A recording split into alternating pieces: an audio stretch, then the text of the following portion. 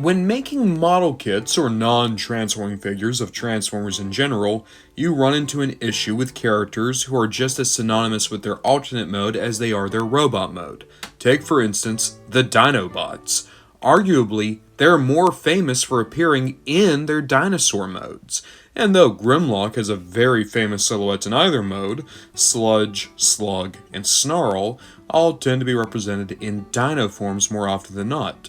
So how do you appease both sides? Simple. 2 different model kits per Dinobot, starting in Wave 2 with Grimlock, followed by Slag in Wave 3, and Snarl in Wave 4. Across all these waves, you'd be able to pick up both the robot mode and the dino mode as separate kits. And though I do not have the robot mode Grimlock as of yet, I do have his dino mode and compare him up with his contemporaries very easily. As you can see, the Dinobots are perhaps the most unique of all Blokees kits. There's very little shared engineering or pieces between them and any other robot mode. Even the robot mode versions of the Dinobots lack a number of the pieces and construction sensibilities used to perfectly recreate these dinosaurs. I will, however, comment on scale.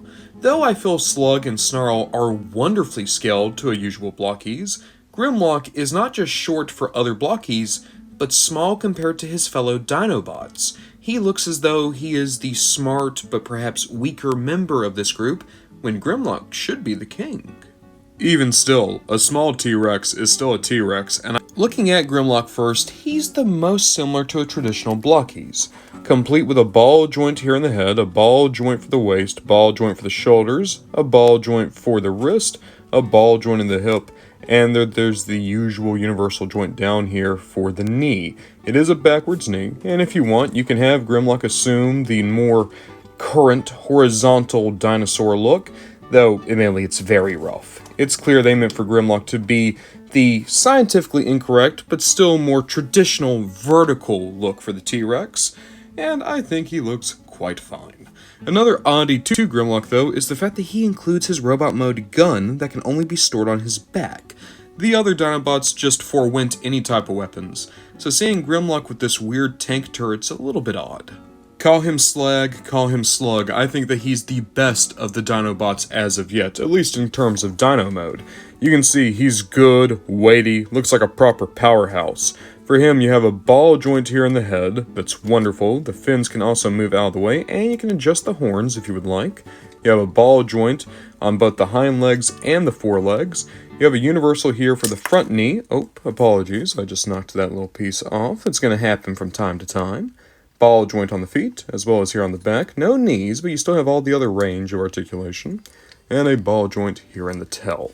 To be sure, you can get quite a bit of expression out of him, especially when you use that working jaw hinge, and maybe get him arguing with Grimlock over beryllium bologna or cesium salami.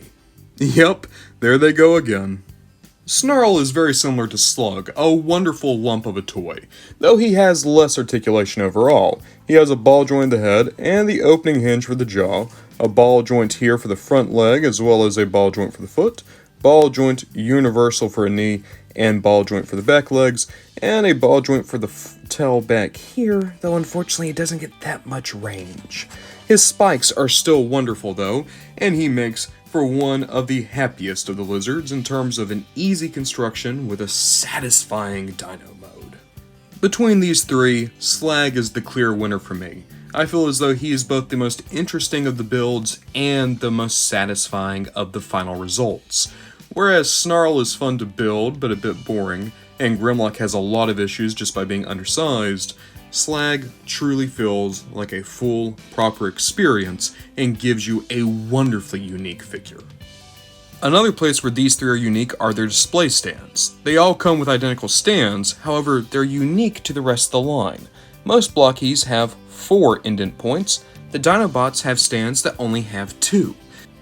The 3 Dino modes are not perfect, and indeed they're some of the most compromised of all Blokees model kits, but they're also entirely faithful to the original designs and make for incredibly interesting display pieces.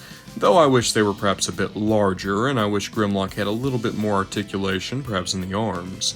I can't deny they make for some of the most fun experiences in all of Blokees, be it by finding them, by building them, or just by posing them alongside your other bots. And besides, if you're willing to mix universes and aesthetics, you can get some pretty fun displays out of these guys.